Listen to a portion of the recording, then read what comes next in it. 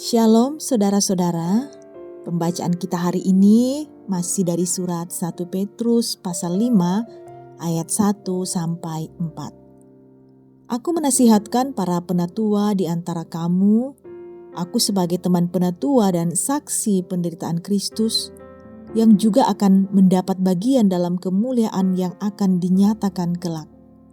Gembalakanlah kawanan domba Allah yang ada padamu, jangan dengan paksa tetapi dengan sukarela sesuai dengan kehendak Allah.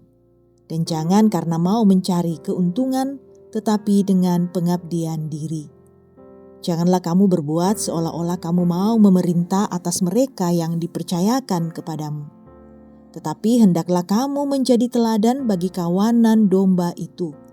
Maka kamu, apabila Gembala Agung datang, kamu akan menerima mahkota kemuliaan yang tidak dapat layu. Saudara-saudara, Rasul Petrus melanjutkan kembali nasihatnya kepada para penatua di bagian pembacaan kita ini. Nasihat yang pertama, para penatua dinasihati untuk menggembalakan kawanan domba Allah dengan sukarela dan jangan dengan terpaksa, sesuai dengan kehendak Allah. Ini pengingat bagi kita bahwa jemaat adalah milik Allah sendiri. Karena itu, bila seseorang dipanggil oleh kehendak Allah untuk menggembalakan kawanan domba Allah, hendaklah ia melihat kesempatan tersebut sebagai berkat Allah yang harus dihargai, sehingga ia dengan sukarela melayani dan tidak terpaksa. Orang yang terpaksa biasanya karena ia tidak mengerti dan tidak memiliki ketaatan kepada Tuhan dan tidak memiliki kasih kepada orang lain. Jikalau kita mengerti makna, alasan, tujuan tugas kita untuk orang lain, dan juga sadar serta taat kepada kehendak Tuhan bagi kita, dan memiliki hati yang penuh kasih, maka kita seharusnya dengan sangat rela kita melayani Tuhan melalui melayani orang lain. Bukankah Kristus yang tidak berdosa tetapi dia rela menderita dan mati bagi kita? Maka apakah ada alasan bagi kita untuk tidak taat kepada Tuhan dan tidak mau mengasihi orang lain? Nasihat Petrus yang kedua adalah agar para penatua menggembalakan kawanan domba Allah dengan pengabdian dan jangan mencari keuntungan. Karena jemaat adalah kawanan domba Allah, maka kita tidak boleh mencari keuntungan dari mereka karena kita sendiri sudah menerima secara cuma-cuma anugerah dari Allah. Baik itu anugerah penciptaan, anugerah penebusan, dan anugerah pemeliharaan dari Allah. Orang yang mencari keuntungan dari pelayanan adalah orang yang sangat menyedihkan karena dia tidak mengerti akan apa itu anugerah. Padahal jika ia sudah menerima anugerah secara cuma-cuma, maka sudah sewajarnya ia memberikan juga dengan cuma-cuma.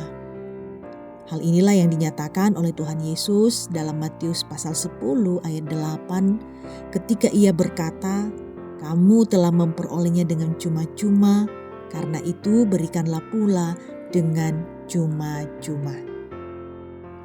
Dan nasihat Petrus yang ketiga adalah agar para penatua dalam menggembalakan kawanan domba Allah, para penatua hendaknya menggunakan jalan teladan dan bukan jalan paksaan, baik dengan kuasa ataupun dengan perintah.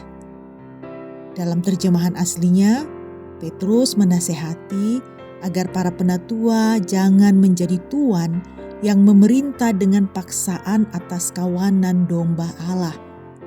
Kita hanyalah hamba Allah. Kita semua sama-sama ditebus oleh darah Kristus dan menjadi hamba Allah yang harus tunduk dan setia melayani Allah. Jalan penggembalaan yang diinginkan Tuhan adalah teladan. Baik Tuhan Yesus maupun Petrus mendorong para pemimpin gereja untuk menunjukkan teladan.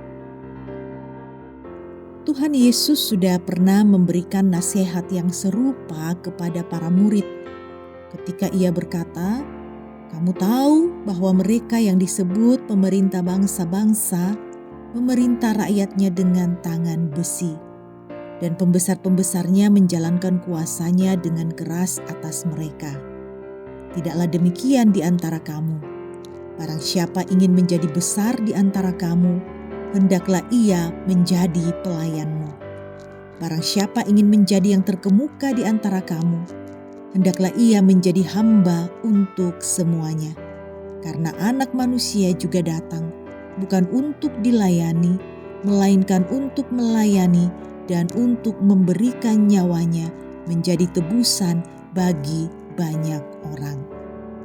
Saudara-saudara, dengan menjalankan model penggembalaan yang mengutamakan kesukarelaan, keteladanan dan pengabdian diri, maka seorang pelayan Tuhan akan menerima mahkota kemuliaan yang disediakan oleh Gembala Agung, yaitu Tuhan Yesus.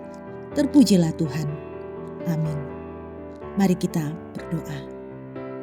Yesus Kristus, Gembala Agung kami, tolonglah kami agar setia dalam menjalankan panggilan yang Engkau percayakan, sampai kami menerima mahkota kemuliaan kelak dan bersuka cita bersama dengan Engkau. Di dalam nama Tuhan Yesus Kristus kami berdoa.